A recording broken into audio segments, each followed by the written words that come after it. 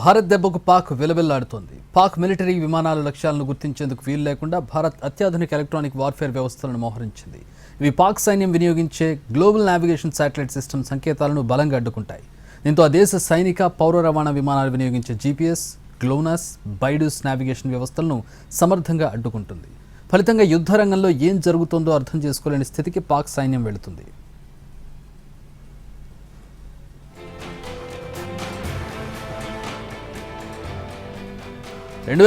Centre for land warfare studies లెక్కల ప్రకారం భారత్ వద్ద ఇలాంటి వ్యవస్థలు దాదాపు 50 వరకు ఉన్నాయి. ఇక వాయుసేన రఫేల్ యుద్ధ విమానాల్లోని స్పెక్ట్రా సూట్స్, నేవీ వినియోగించే శక్తి సిస్టమ్స్ కూడా నావిగేషన్ సిగ్నల్స్ను జామ్ చేయగలవు.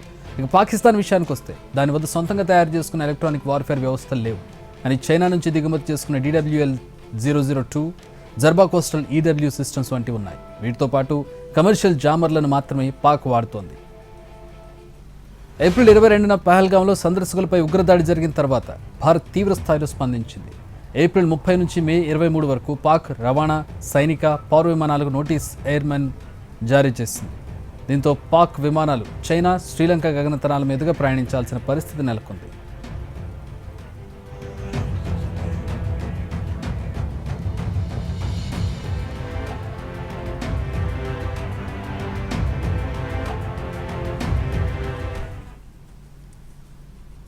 పహల్గాం ఉగ్రదాడితో భారత్, పాకిస్తాన్ల మధ్య ఉద్రిక్తతలు భగ్గుమన్నాయి. ఉగ్రదాడికి ప్రతీకారంగా తమపై భారత్ ఏ క్షణమైనా దాడులు చేయొచ్చని పాక్ భయపడుతోంది. ఈ క్రమంలోనే కీలక నిర్ణయం తీసుకుంది. పాక్ నిఘా సంస్థ ISI chief lieutenant general Mohammad Asim మాలిక్కు కీలక బాధ్యతలు అప్పగించింది. ఆయన్ని జాతీయ భద్రతా సలహాదారుగా నియమిస్తున్నట్టు ప్రకటించింది. ఇందుకు సంబంధించి అధికారిక నోటిఫికేషన్ కూడా జారీ చేసినట్టు తెలుస్తోంది. మాలిక్కు NSA చీఫ్గా అదనపు బాధ్యతలు అప్పగించినట్టు సమాచారం. అయితే ఆయన్ని గతేడాది సెప్టెంబర్లో ISI చీఫ్గా నియమించారు. అయితే ఇలాంటి సవాళ్ళను ఎదుర్కొని కఠినంగా ముందుకు సాగుతాడని మాలిక్కు పేరుంది. అలాంటి వ్యక్తికి ఇప్పుడు జాతీయ భద్రతా సలహాదారుగా పాక్ అదనపు బాధ్యతలు అప్పగించడం ప్రాధాన్యత సంతరించుకుంది.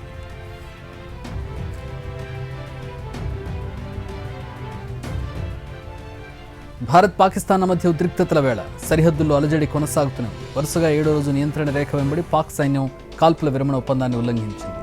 ఉరి, కుప్వారా, అఖ్నూర్ సెక్టార్లలో భారత ఆర్మీపై కాల్పులు జరిపింది. దీన్ని భారత సైన్యం గట్టిగా తిప్పికొట్టింది. సరిహద్దులో కొనసాగుతున్న కవ్వింపులపై పాకిస్తాన్, భారత్ గట్టిగా హెచ్చరించినట్టు తెలుస్తోంది.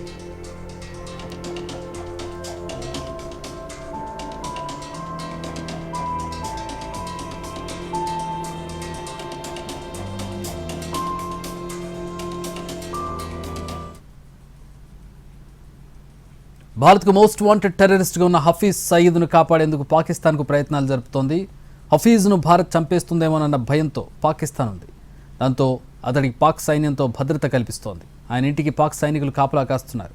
డ్రోన్స్తో నిఘా పెట్టారు. అంతేకాదు హఫీజ్ ఇంటికి 4 కిలోమీటర్ల చుట్టూ పరిధిలో అత్యాధునిక CC కెమెరాలను ఏర్పాటు చేశారు. ప్రతి చిన్న మూమెంట్ను ట్రేస్ చేస్తున్నారు.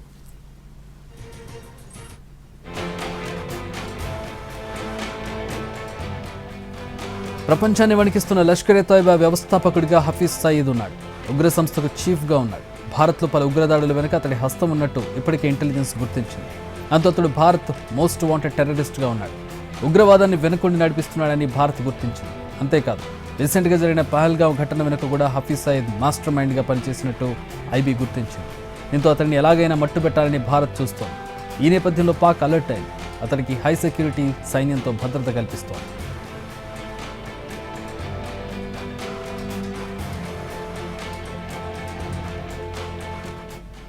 లష్కర్ చీఫ్ ఇంటి సమీపంలోకి సామాన్య పౌరులు ఎవరిని అనుమతించడం లేదు. ఈ ప్రాంతంలో ఆర్మీకి చెందినవి కాకుండా ఇతర డ్రోన్లపై నిషేధం విధించారు. పహల్గాం ఉగ్రదాడికి పాల్పడింది ది రెసిస్టెన్స్ ఫ్రంట్స్ ముష్కరులే అయినా దీనికి కర్త, కర్మ, క్రియ మాత్రం హఫీజ్ సయీదేనని భారత నిఘా వర్గాలు ఇప్పటికీ అనుమానిస్తున్నాయి. ఈ నేపథ్యంలోనే అతన్ని లక్ష్యంగా చేసుకుని దాడులు జరగవచ్చనే అంచనాలతో లష్కర్ చీఫ్కు పాక్ భద్రత పెంచింది.